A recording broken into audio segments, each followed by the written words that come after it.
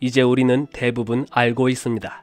지구는 태양을 중심으로 돌고 태양은 우리 은하라는 수천억 개의 별들이 모인 집단에서 하나의 별이라는 사실이요.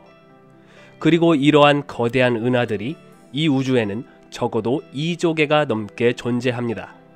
그런데 이 당연한 우주관이 당연하지 않았던 시절이 있습니다. 밤하늘을 올려다보면 수많은 별들이 보이죠. 아주 옛날 사람들도 우리와 똑같이 밤하늘을 보며 수많은 별들을 보았을 것입니다. 하지만 그들은 별들에 대한 이해가 거의 없었죠. 그때 사람들에게 우주는 신의 영역이었고 지구가 우주의 중심이라는 생각이 자연스러웠습니다. 이것이 바로 지구 중심설, 즉 천동설입니다. 그런데 여기서 한 발 더 나아가 고대 그리스의 천문학자 프톨레마이오스는 지구중심설을 아주 그럴듯하게 정리한 프톨레마이오스 체계를 만들었습니다. 이 체계에서는 모든 행성과 별들이 지구를 중심으로 돌고 있다는 가설을 정교하게 수학적으로 설명했죠. 하지만 과학이 발전하면서 이 생각은 도전을 받게 됩니다. 16세기로 넘어와서 폴란드의 천문학자 코페르니쿠스가 충격적인 주장을 내놓습니다. 지구가 중심이 아닙니다. 태양이 중심이고 지구를 포함한 모든 행성이 태양 주위를 돌고 있습니다. 이것이 바로 지동설입니다. 이 주장은 당시로서는 엄청난 반란 같은 이야기였습니다. 왜냐하면 사람들이 믿던 세계관과 정면으로 충돌했기 때문입니다. 당시 사람들에게는 지구가 우주의 중심에서 벗어난다는 생각 자체가 불경스러운 것처럼 느껴졌습니다. 하지만 코페르니쿠스의 이론은 점점 지지자들을 얻기 시작했고 관측 도구가 발달하면서 지동설은 정설로 자리 잡았습니다. 이렇게 지동설로 진실이 밝혀진 것 같았지만 과학은 여기서 멈추지 않았습니다. 태양이 중심이라는 이론도 사실 우주의 전체 모습을 설명하기에는 부족했기 때문입니다. 왜냐하면 태양조차도 우주의 수많은 별 중 하나에 불과했기 때문이죠. 17세기와 18세기에 들어서면서 과학자들은 더 발전된 망원경으로 은하수를 관측하기 시작했습니다. 하늘을 가로지르는 저 은하수는 도대체 뭘까? 당시 사람들은 은하수를 단순히 별들의 집합이라고만 생각했는데 여기서 등장하는 인물이 바로 윌리엄 허셜입니다. 영국의 천문학자 윌리엄 허셜은 당시로서는 획기적인 시도를 합니다. 그는 별들을 하나하나 세면서 은하의 구조를 그리려 했습니다. 허셜은 망원경으로 보이는 별들을 체크하고 그 별들의 위치를 기록하면서 마치 우주의 지도를 그리듯 데이터를 쌓아갔습니다. 결국 허셜은 이런 결론에 도달했습니다. 우주를 구성하는 모든 별들이 우리 태양을 중심으로 대칭적으로 분포하고 있다.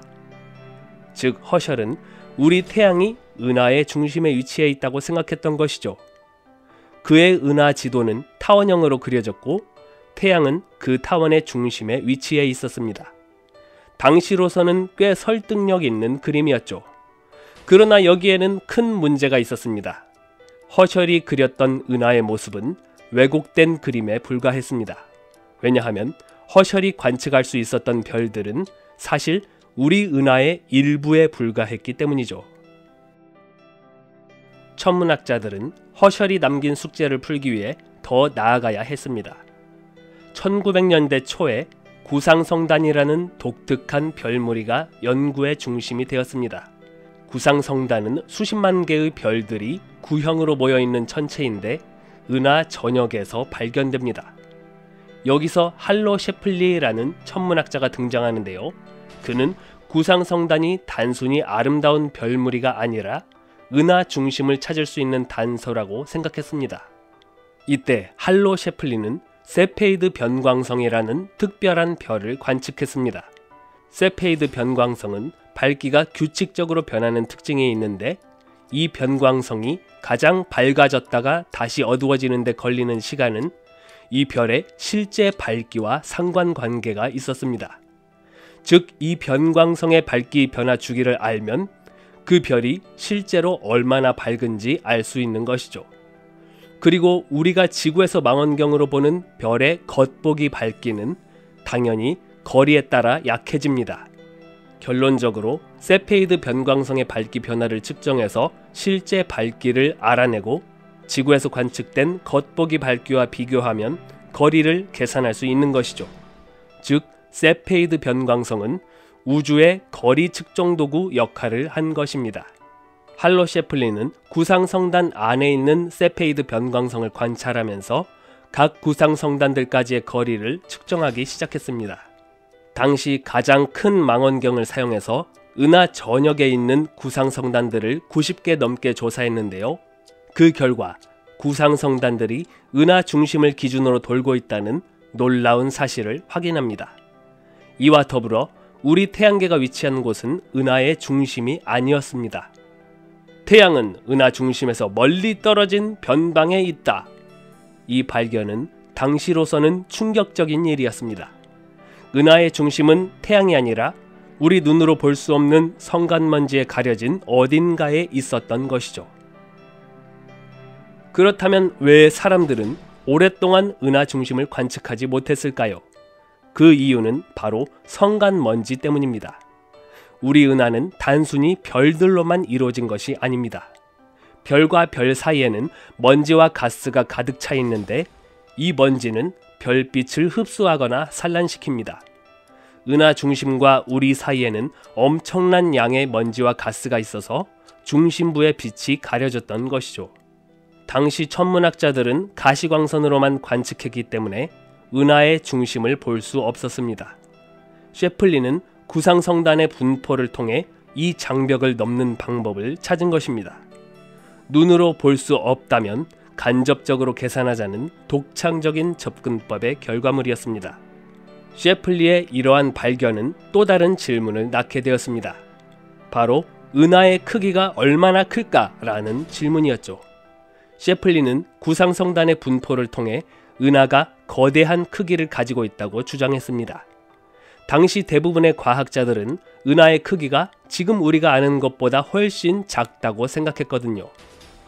이후에 전파와 적외선이라는 새로운 관측 도구가 등장하면서 이 문제를 해결하게 됩니다. 우리 눈으로 볼 수 있는 빛, 즉 가시광선은 성간먼지에 막히는 단점이 있습니다.